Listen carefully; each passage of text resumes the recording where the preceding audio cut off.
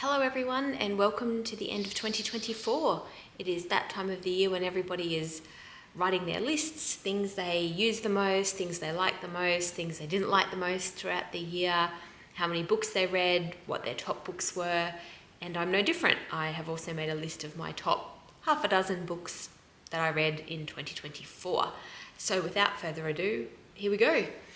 My favourite book of the year was this book, about the Challenger disaster by Adam Higginbotham.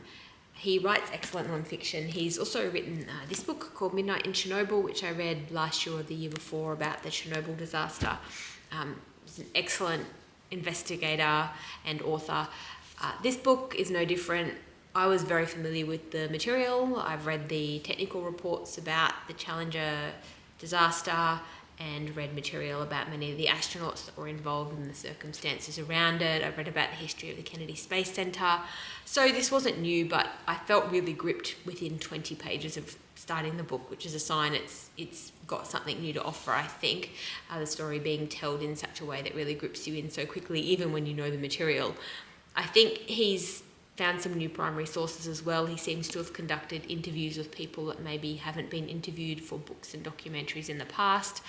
And it really adds to the human element of this. There's not much new to find out about the technical side of things, but he delves into the individuals involved and how they were feeling, what they did or didn't know, and how they reacted to certain circumstances. So I found it really interesting from that perspective.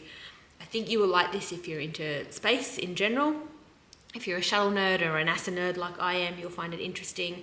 But also if you're interested in how organisations work, if you're interested in looking at institutional failures, organisational culture, how managers and companies engage with risk, I think you would also find this book really, really fascinating. So definitely worth a read if you're into any of those things.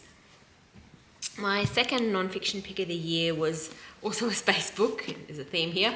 It's called The Six and it's by Loren Grush, and it's about the first women US astronauts. You may know that the first woman in space was actually a Russian named Valentina Tereshkova, but after she flew, I don't think there may have been one more female cosmonaut, I can't remember, but then there was a really big gap when nothing really happened nothing happened with respect to females flying in space until NASA went and selected this group of female astronaut candidates. It was Sally Ride, Judy Resnick. Judy Resnick died in the Challenger disaster. Anna Fisher, Kathy Sullivan, Shannon, Lucid, and Rhea Seddon. And this book talks about the circumstances around their selection, how they came to be there, a bit about each of them and their personal lives, and then how they went through their journey as astronauts over time. I have read another book about women in space, or women, in space, in the space industry, specifically, astronauts and cosmonauts. It's this one called Almost Heaven. So some of the material was familiar, when I read this book as well, but it concentrates specifically on the 6 women US astronauts. Bit of a warts and all, also covers off on some of the redonkulous things they were asked. I think there's that anecdote going around about Sally Ride being asked if 100 tampons would be enough for her week in space or something. So really, really worth a read anyway. Really well read, really well researched book. If you're into reading about women in space, there are a number of other biographies. So Sally Ride's biography is excellent. Shannon Lucid wrote a book called Tumbleweeds about her time on Mir. It's a bit dry, to be honest. It wasn't a super enjoyable read, very factual, but still interesting. Her time training in Star City was really interesting. Kathy Sullivan has a biography, or a memoir, called Handprints on Hubble that I have on order actually at the moment. I believe Rhea Seddon also has a biography. I haven't read it.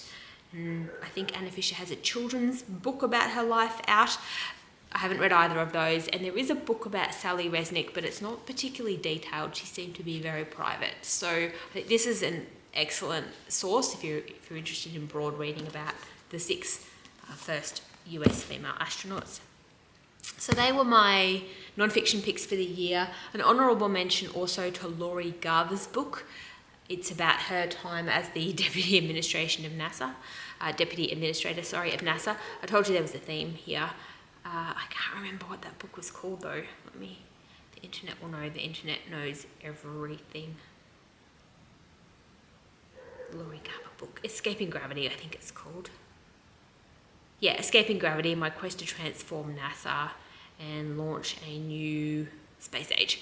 That was also really interesting. I think I've got that at work at the moment, or I lent it to somebody, but also really an interesting one for anyone interested in governance, institutions, and how those things work.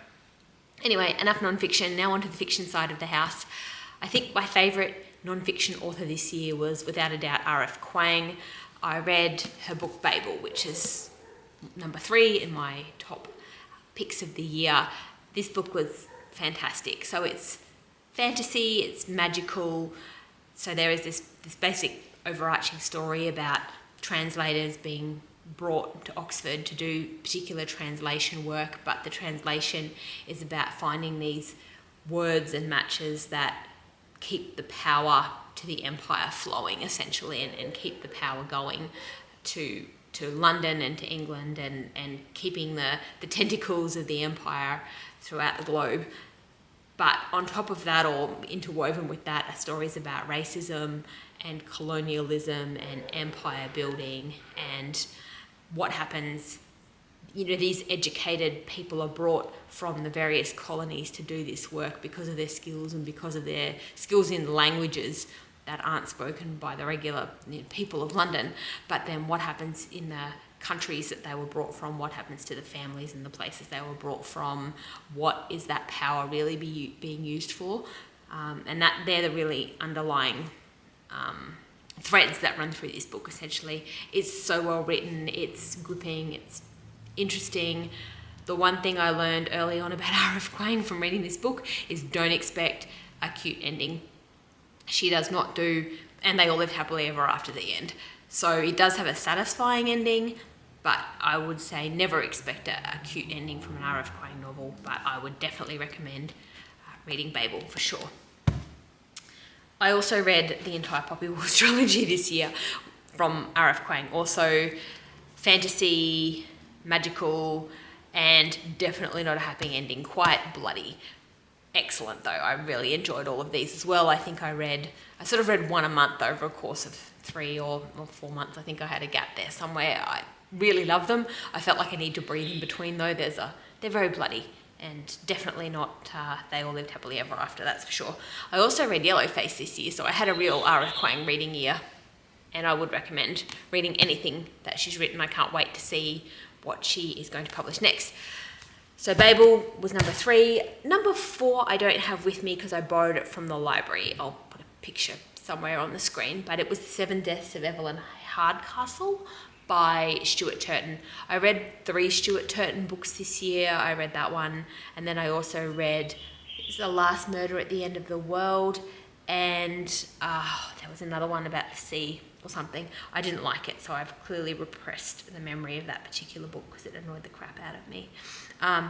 But The 7 Deaths of Evelyn Hardcastle is excellent. It's basically about a person who keeps reliving the same day again, trying to solve this murder of this woman, Evelyn Hardcastle, but he has competition and there are other people trying to figure out who done it or try and stop him from figuring out who done it. It's just entertaining, twists, turns. I think it's set, I don't know if it's set in the 1950s or the 1920s. I think there's a period drama aspect to it as well from memory. I'll make a note somewhere down in the notes if I've made a mistake or if I figure out what year it was in. But it was just great fun. It was a whodunit, but a multi-dimensional whodunit with the whole time travel sort of thing added on top of it. Excellent. And yes, the Last Murder at the End of the World was great, and the one I did not like was The Devil in the Dark Water. I think I started off loving it, and then I got to the ending and I just thought it was stupid, and I believe other people thought it was stupid too. It just wouldn't happen that way. I get it's a fantasy novel, but I think it was all these people that were hating on each other suddenly decided to team up. It was just dumb. I didn't like it at all. But definitely recommend The 7 Deaths of Evelyn Hardcastle. Number 4 on my list, 4 or 5? Where are we at now? We're at 5. was Bullet Train. You might have seen the movie of Bullet Train. I think it was released in 2022. It has Brad Pitt and Joey King. The movie was okay. I saw it at the cinema. It was very big screen and fantastic and, special effects and stuff. But I don't think the story was anywhere near as good as the book. They resisted the urge to leave it as it was. They had to make things a bit cute. I think Joey King's character was nowhere near as psychopathic as the actual kid in the book. I would recommend the book. It's by Kotaro Isaka, and it moves like a bullet train. It is so fast-paced. There's always something happening, twists, turns. Lemon and Tangerine are my favourite characters, the two sort of murderous, gangstery fixer types. I don't know, they're Bert and Ernie, they're Tweedledee and Tweedledum.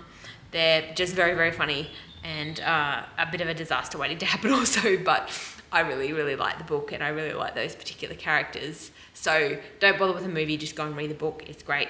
10 out of 10, would recommend. And the final thing I had for this year, which takes my top 5 to a top 6, is this book, which is upside down. It's called Butter. And it's by Asako Yuzuki. I have to read that off the cover so I don't say the wrong thing. Fascinating.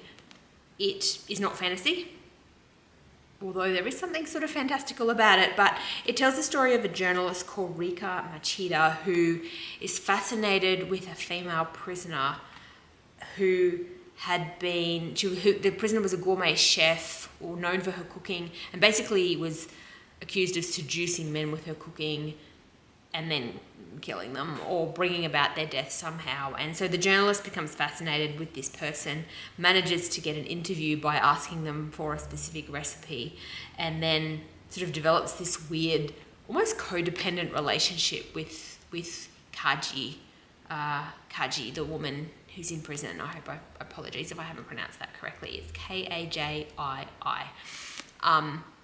But yes, they sort of develop this weird codependent relationship, but throughout the book, the journalist Rika also, she learns a lot about herself. She learns a lot about how she interacts with her partner, with how she interacts with her friends, even with how she interacts with her own body and her relationship with food. So again, multi-layered book, I think, about friendship and female friendship and about our relationships with food and our bodies, and lots of buttery references. I'm going to go and have a look at a couple of the recipes out of this and probably try to cook them at some point. I'll probably have to run about 20 miles to burn off the butter. There you go. That says something about our relationship with our body, I suppose, that we feel like we've got to earn calories or run before we can eat that much butter. What I should probably say is I just need to be careful of not getting heart disease if I'm going to eat the amount of butter that's referenced in this book. It is dairy heavy. But it was an excellent read, a fascinating read.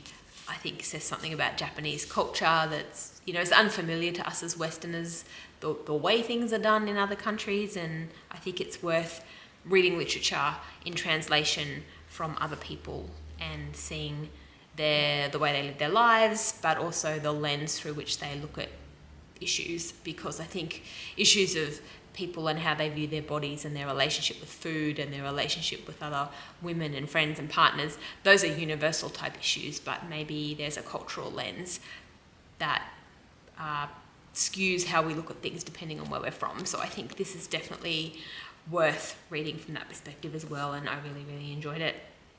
And that is it. That is my top book list for this year. I think I read something like around 80 books this year. I did a bit of a count based on my Instagram pictures. There's some fantasy, some Sarah J. Maas, there's a bit of romance in there. There's a few other sort of prize-winning type books, things I got from the library on a whim. Those books were all enjoyable as well. I didn't read, there was a couple of things this year that I really didn't like. I think there's a couple of things that were sort of their time and a couple of things that were just downright bad. But I pretty much enjoyed most things I read this year. I don't have any specific goals in mind for next year. I didn't have any goals in mind this year either in terms of numbers of books. I have a bunch of things that I've bought while I was in Perth, and I have some things that I've ordered online. I've ordered a Booker Prize winner and a couple of other things to read. So we'll see how we go, but I think I'll just take it as it finds me next year, and if a particular topic is coming up in the news, or it just piques my interest, then I'll definitely go and find something at the library or purchase something to read along those lines. So I'm looking forward to books in 2025.